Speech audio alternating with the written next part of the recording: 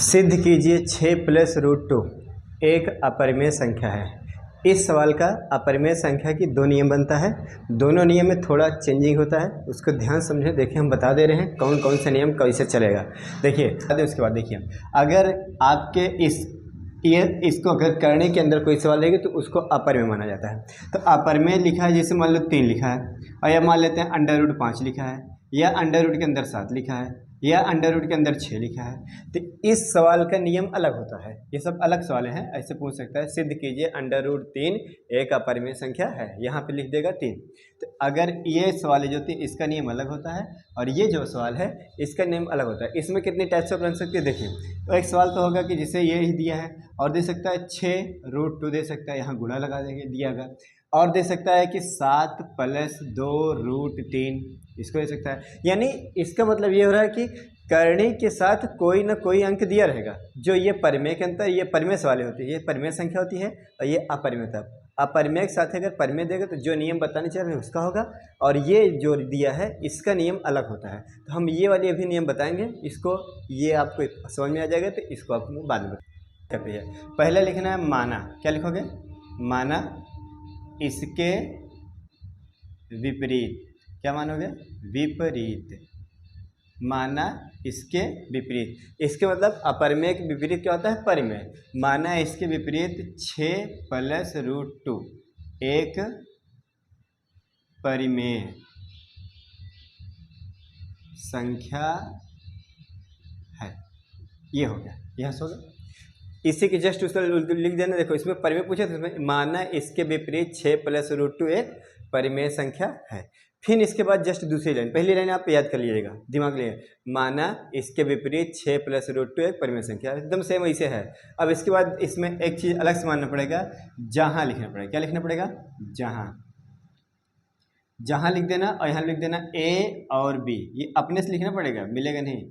ए और बी सह अभाज्य संख्या है। सहभाज्य संख्या लिख देना। फिर उसके बाद इसको दिखा देना b नॉट इक्वल 0, यानी b का मान 0 नहीं रखना है, रखना तो कुछ नहीं है, बस उसको दिखा दिया जाता है बस। दूसरी लाइन क्या हो गई? जहाँ a और b सह अभाज्य संख्या। सह अभाज्य मतलब होता है इन दोनों का a ऊपर हो जाएगा, b बटे पे लिख देना, ये हो जाएगा आपका सहभाज्य। इसको दर्शाओ कैसे? देखो इसको लिख देना 6 प्लस रूट 2 बराबर लगाना a बटा b लिख देना, बस काम खत्म। इतने करना है। सह अभाज्य मतलब होता है इसको ऊपर और b को नीचे रख देना, हो गया। अब देखो ये जो है आपके इधर प्लस है, ये प्लस है, प्लस उधर जाएगा तो माइनस।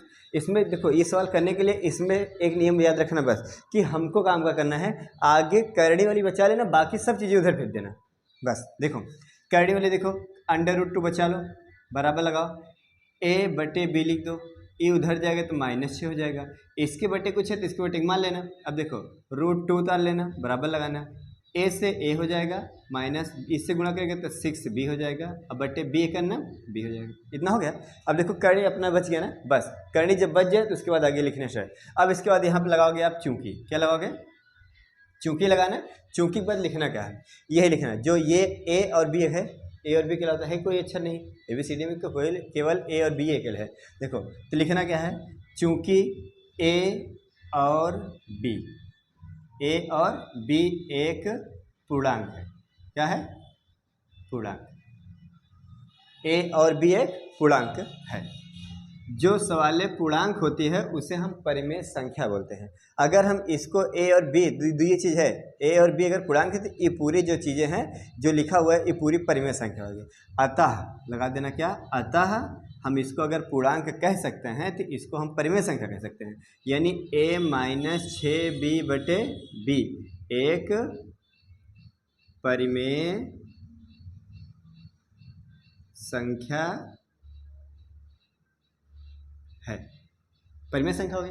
अब जब ये परिमेय संख्या हो गई, अगर हम देखिए, अगर किसी के साथ कोई चीज़ बराबर में रखा है तो अगर हम इसको परिमेय कह दे रहे हैं तो इसके साथ ये है बराबर में जो चीज़ होगा। तो बताओ अगर कोई चीज़ बराबर रखी है, कह दे कि एक का आदमी काला है और उसके साथ काला रखा हुआ है ना, अब कहोगे दो चीज़ें रखी हैं और दोनों काली है। अगर एक चीज़ बता दी ये काली है तो दूसरी चीज़ भी कैसे होगी? काली होगी ना। तो इसी इसमें भी देखो, अगर ये चीज़ परिमेय है तो ये भी क्या होगी? परिमेय हो गई। अब इतना लिखने के बाद परिमेय संख्या है इसलिए लिख दोगे, क्या लिख दोगे, इसलिए अगर इसको परिमेय बोलो तो ये भी क्या होगा, √2 परिमेय हो गया, इसलिए √2 भी परिमेय संख्या होगी बस। परंतु ये परिमेय है नहीं।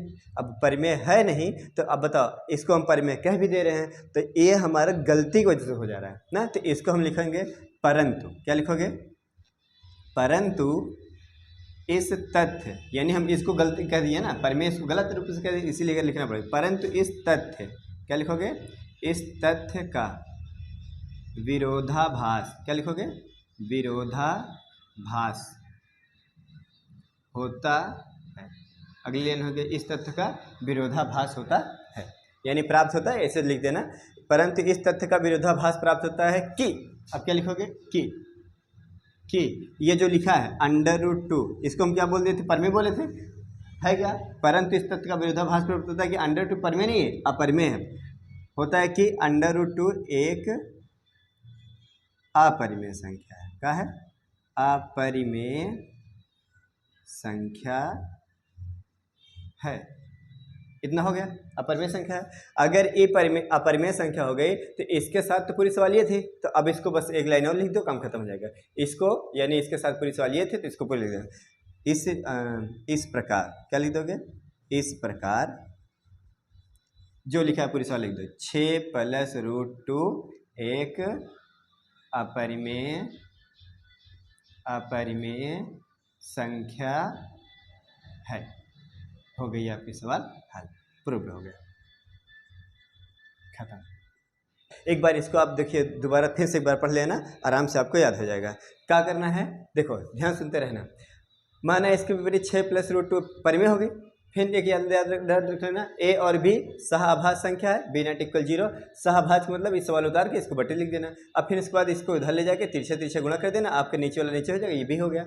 इसके बाद फिर क्या करना है, इसमें देखो ए और बी है, ये हर बार ए और बी मिलवे करेंगे, इसके अलावा कुछ नहीं मिलेगा। ए और बी एक पूर्णांक है, अगर पूर्णांक है तो पूरी सवाल क्या है, ये परिमेय संख्या होगी। परिमेय हो गई, परिमेय इसको कह दे रहे तो ये क्या होगा, परिमेय होगा, इसलिए √2 भी परिमेय संख्या होगी, ये परिमेय हो गया। अगर इसको परिमेय कह दे रहे हो तो परंतु है नहीं परिमेय, इसलिए लिखें परंतु इस तथ्य का विरोधाभास होता है कि √2 एक अपरिमेय संख्या है। अगर ये अपरिमेय संख्या है तो फिर पूरी सवाल उतार के रख देना। इस प्रकार 6 + √2 एक अपरिमेय संख्या है, यही सिद्ध करने के लिए बोला।